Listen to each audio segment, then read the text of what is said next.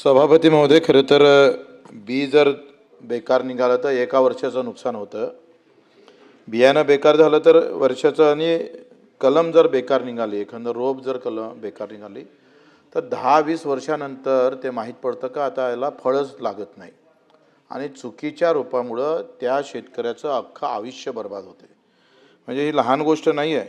माझ्या भागात संत्रा उत्पादक जास्त होतं आणि सरासरी गलगल या वृक्ष आम्ही पाहतोय वापरलं, गलगल हे बी जास्त वापरलं गेलं जातं. त्याच्यावरचं सगळ्यात जास्त कलम वापरल्या जात गेल्यामुळं आज आमच्या इथं 50% वर लोकांनी संत्रा तोडावा लागला. बरं, गोगवले जे संत्र्याच्या झाडावर आत्महत्या करण्याचे उदाहरणसुद्धा भरपूर झाले. बऱ्याच लोकांनी आत्महत्या केली, कारण एका नर्सरीमुळं, चुकीच्या नर्सरीमुळं, चुकीच्या रोपवाटिकेमुळं अशा प्रकारची अवस्था निर्माण झाली.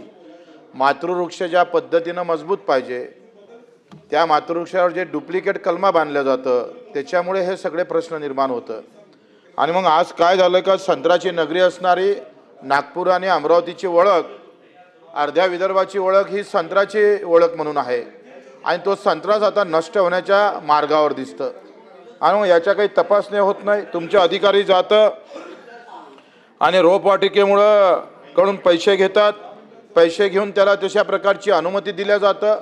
ही जी बदमाशकी आहे, हे एखाद्याचं आयुष्य जर उद्ध्वस्त करत असेल तर मग अशा प्रकारच्या किती कारवाई आपण पाहतो का. आमच्या काही भागात ज्या काही रोपवाटिका आहे, एखाद्या शोचे झाडं असेल, काही असेल, तिथं आम्हाला काही म्हणायचं नाही आहे, ते पाच बसा काय करायचं आहे तुम्हाला ते. परंतु जे फळझाडं आहे, ज्याचं आयुष्य त्याच्यावर सगळं अवलंबून आहे, त्या फळझाडाच्या जर चुकीच्याच कलमा आल्या तर सभापती महोदय त्याचं आयुष्य उद्ध्वस्त होऊ नये एवढी तरी काळजी आमचे मंत्री महोदय घेणार का? त्याच्यासाठी काही उपाययोजना करणार काय? चुकीच्या रोपवाटिका ज्या आहेत त्या उद्ध्वस्त करून टाकणार का? त्याला जेलात टाकणार का? त्याचं जे काही आयुष्य उद्ध्वस्त होतं, ज्याचं पुरं आयुष्य आम्ही पाहतोय 10-10, 50-50 लाख ते झाडं निर्माण करण्यासाठी उभा करणारा शेतकरी जेव्हा या चुकीच्या रोपामुळे आम्ही पाहतो उद्ध्वस्त होतं, त्याच्यावर याच्यापेक्षा जास्त कारवाई होणं अपेक्षित आहे. म्हणजे याच्यासाठी तुम्ही कसं नियंत्रण करणार, काय टाइम बॉम्ब कार्यक्रम आखणार, याचा आम्हाला खरं तर तुमच्या उत्तरामध्ये अपेक्षित आहे. चुकीच्या कलमा वाटल्याच जाऊ नये ही भूमिका खरं तर सरकारनं घेतली पाहिजे. दुसरं असं आपण पाहतो का, आम्ही नेहमी तुम्हाला सांगत असतोय का तुमच्याजवळ योगायोगानं MRGS आहे. आता ते जयरामजी की झालं, आणि राज्याचा रोजगार हमी योजना कायम आहे. आता केंद्र सरकारची काही अडचणी आपल्याकडे असन तर माझं असं मत आहे, मी त्याच्यासाठी उपोषण केलं. 7 दिवस आम्ही उपोषणाला बसलो. तुम्ही उत्तर दिलं, तुम्ही सांगितलं का हे आम्ही कॅबिनेट समोर आणणार, पण ते काही हवेत मुरलं. कॅबिनेटही गायब आहे, तुम्ही फक्त इथं दिसता, मी इथं दिसतो. उद्या तुम्ही आम्ही इथं दिसणार नाही जर ह्या नियम बदलवले नाही तर, याच्यात काही कायदा दुरुस्त केला नाही तर. माझं काय मत आहे सभापती महोदय, का सगळ्या मग आंबा उत्पादक असू दे, द्राक्ष उत्पादक शेतकरी असू दे, केळी उत्पादक शेतकरी असू दे, का संत्रावाले असू दे, का जाम असं जे काही फळ उत्पादक शेतकरी आहे, हा पर्यावरण निर्माण करतो. तो या सगळ्या पर्यावरण निर्माण करणाऱ्या या शेतकऱ्याच्या पाठीशी सरकार उभं राहिलं पाहिजे.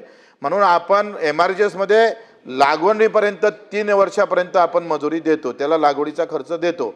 पण त्याच्यानंतर जे काही अवकाळा येतं, तुम्ही आपण पाहतोय का आज बऱ्याच आयात निर्यातच्या धोरणामुळे त्याला जे मरावं लागतं, प्रोसेसिंग युनिट बरोबर नसल्यामुळं मरावं लागतं, त्याला सपोर्ट म्हणून त्याला अधिक 7 वर्षाचं जर MRGS मध्ये कव्हर केलं, त्याचा मजुरीचा खर्च, मग संत्रा असेल, तुमची तर काजू असेल किंवा आंबा असेल, याला जो संरक्षण करण्यासाठी खर्च लागतं, किंवा एखादा आता गारपीट आली आणि अशा वेळेस तुम्हाला वेळोवेळी मदत केल्यापेक्षा जर आपण याच्यासाठी एक व्यवस्थित जर विद्यापीठाला हा कार्यक्रम दिला आणि हा मजुरीचा खर्च 7 ते 8 वर्ष जर त्याला दिला तर या फळबागा अतिशय मजबूतीनं उभ्या राहील आणि या महाराष्ट्राचं नाव उज्ज्वल होईल.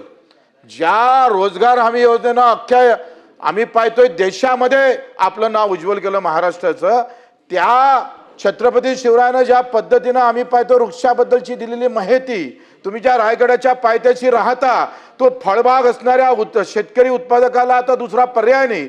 पाणी आहे, सगळं आहे, पण फळं देत नाही, फळं दिले तर भाव भेटत नाही. अशा वेळेस तुम्ही सरकार म्हणून कशा पद्धतीने उभं राहाल, हे फार महत्त्वाचं आहे आणि ते उभं राहावं. तुमच्या नावातच भारत आहे आणि मग अख्खा भारत, तुमच्या सगळ्या भारताचं लक्ष तुमच्याकडे लागावं.